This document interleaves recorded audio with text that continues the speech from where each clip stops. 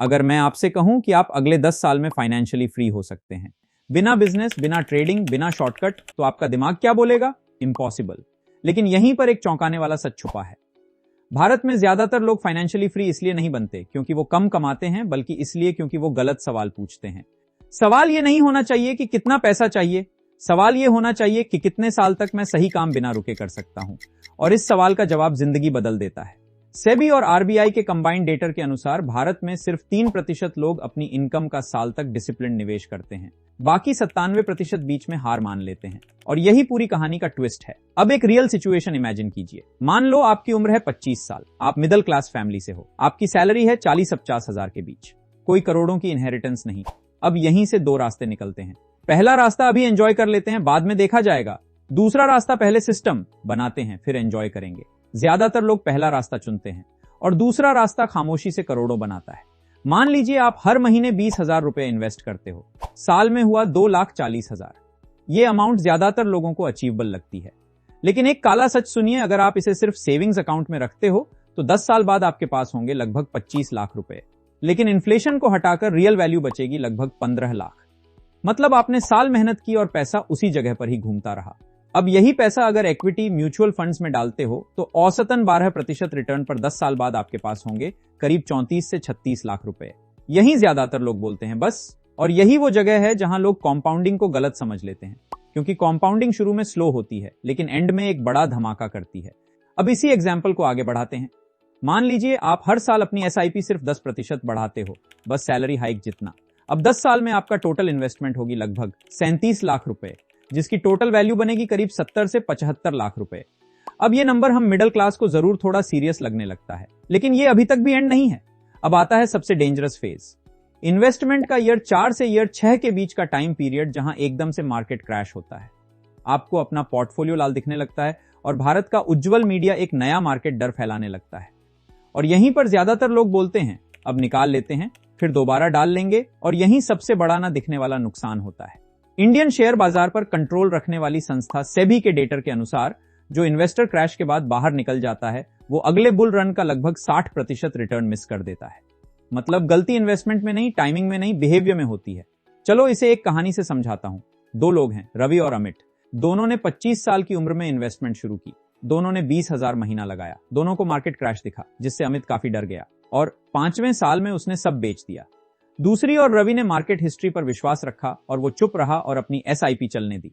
अब 10 साल बाद अमित के पास करीब 20 लाख रुपए होते हैं, वहीं दूसरी और रवि के पास करीब 80 लाख, क्योंकि कंपाउंडिंग में यहां अपना काम किया। एक ही पैसा, एक ही मार्केट, फर्क सिर्फ डिसीजन का। अब एक लेवल आगे चलते हैं। मान लीजिए साल बाद आपका कॉपस 80 लाख हो गया।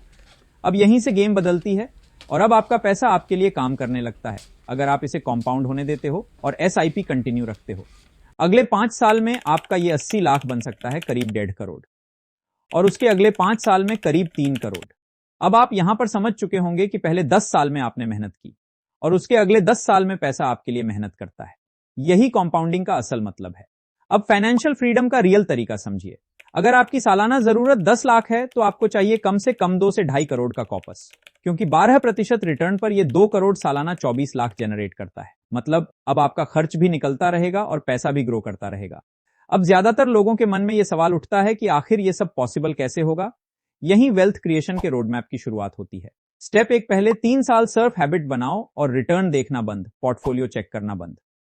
स्टेप 2, चौथे से 7वें साल पैनिक रेजिस्ट करो, यानी कि मार्केट गिरे तो एसआईपी को और एग्रेसिवली बढ़ाओ।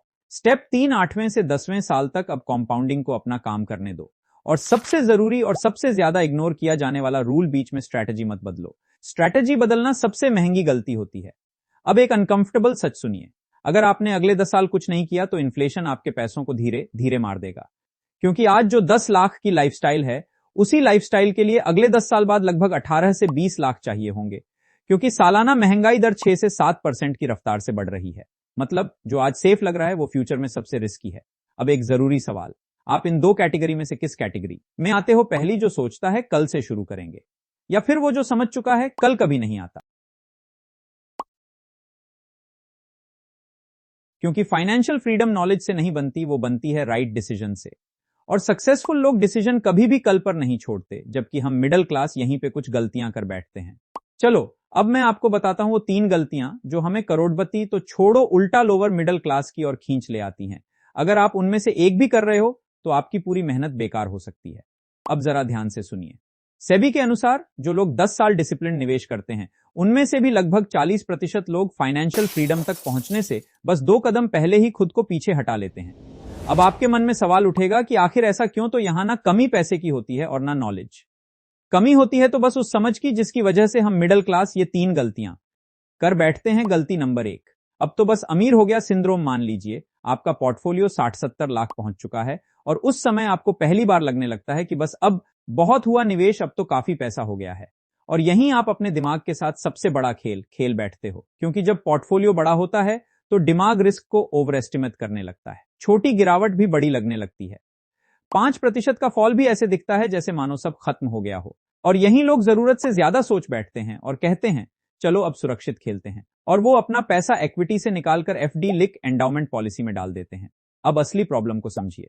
अगर आप अपने 70 लाख को एफडी में 7% पर डाल देते हो तो 6% इन्फ्लेशन काटने के बाद रियल रिटर्न बचेगा लगभग 1%। मतलब आपका पैसा ग्रो नहीं कर रहा, सिर्फ जिंदा है। यानी आपने एक ऐसी रेस में पैसा डाल दिया जो आपको कभी अमीर नहीं बनने देगी। और यही छोटी सी दिखने वाली गलती लोगों को करोड़ से लाखों में वापस ले आती है। अगर आपने कभी ऐसी गलती की है तो कमेंट में जरूर बताएं। गलती नंबर 2, लाइफस्टाइल जंप। ये सबसे बड़ी मिस्टेक है, क्योंकि जब पोर्टफोलियो बड़ा हुआ, इनकम थोड़ी स्टेबल हुई तो दिमाग बोलता है अब तो हम डिजर्व करते हैं एक नया फोन, बड़ी गाड़ी, ईएमआई वाली लाइफ। अब ध्यान से सुनिए, इनकम बढ़ना कोई प्रॉब्लम नहीं है, लाइफस्टाइल बढ़ना कोई प्रॉब्लम नहीं है।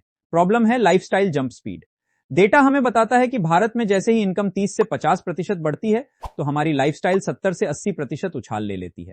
मतलब आप इन्वेस्टमेंट बढ़ाने के बजाय अपने एक्सपेंस बढ़ा रहे हो। और सबसे खतरनाक बात, ये सब मिडिल क्लास ईएमआई पर करता है। और ईएमआई वो चीज है जो फ्यूचर की इनकम आज ही खा जाती है। आप सोचते हो मैं कमा रहा हूं, लेकिन असल में आप पहले से खर्च कर चुके होते हो। और जब मार्केट क्रैश आता है आप अपनी एसआईपी बंद कर देते हो इस ईएमआई को बचाने के लिए। यानी आप सबसे गलत समय पर सबसे सही आदत छोड़ देते हो।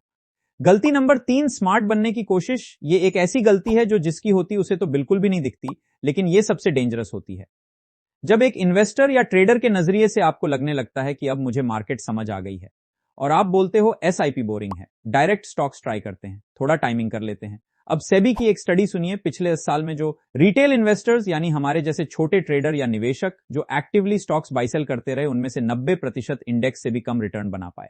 इंडेक्स यानी कि निफ्टी और बैंक निफ्टी, मतलब जो इन्वेस्टर चुपचाप एसआईपी करता रहा वो जीत गया, और जो स्मार्ट बनने की कोशिश में गया वो पीछे रह गया। और ये एक रियलिटी है कि मार्केट में स्मार्ट लोग नहीं जीतते बल्कि कंसिस्टेंट लोग जीतते हैं। अब आपके मन में सवाल उठेगा कि अगर मार्केट में इतना लॉस होता है तो सही रास्ता क्या है? आंसर आपको शायद बोरिंग लगे, लेकिन ये काफी पावरफुल है। इसे मैं प्रो इन्वेस्टर रूल की तरह समझाऊंगा। रूल 1, जब पोर्टफोलियो छोटा हो तो पेशेंस रखो। रूल 2, जब पोर्टफोलियो बड़ा हो तो पेशेंस और बढ़ाओ। रूल 3, जब लोग डरें तो निवेश बढ़ा दो, और जब लोग लालची हो तो आप एसआईपी अमाउंट कम कर दो। क्योंकि यही रूल विश्व के सबसे बड़े इन्वेस्टर वॉरेन बफेट भी हमें बताते हैं। No emotion, no decision fatigue. अब एक फाइनल पर सबसे अनकंफर्टेबल कैलकुलेशन देखो जो आपको बताएगी कि अगर आपने आज इन्वेस्टमेंट शुरू नहीं की तो आपको फाइनेंशियल फ्रीडम के लिए कितना एक्स्ट्रा काम करना पड़ेगा। मान लीजिए आप इन्वेस्टमेंट करने के लिए 5 साल लेट हो जाते हो, तो फिर अब वही कॉपस बनाने के लिए आपको हर महीने लगभग 2 गुना पैसा डालना पड़ेगा। यानी कि अगर आप पहले 1000 रुपए महीना एसआईपी करते थे तो अब आपको 2000 की एसआईपी करनी पड़ेगी उतने ही समय में अपने लक्ष्य तक पहुंचने के लिए। मतलब समय की कीमत पैसे से ज्यादा होती है। अब एक प्रैक्टिकल सच सुनो, फाइनेंशियल फ्रीडम कोई जैकपॉट नहीं है। ये तो आपके बोरिंग डिसीजंस का लॉन्ग टर्म रिवॉर्ड है। जो लोग जल्दी जीतना चाहते हैं वो जल्दी हारते हैं, और जो लोग धीरे चलते हैं वही आखिर में सबसे आगे निकलते हैं। इस तरह की इन्वेस्टमेंट और सेविंग से जुड़ी वीडियो देखने के लिए चैनल को सब्सक्राइब कर दें। मिलते हैं अगली वीडियो में ऐसे ही एक नए इंटरेस्टिंग आई ओपनर के साथ। तब तक जय हिंद।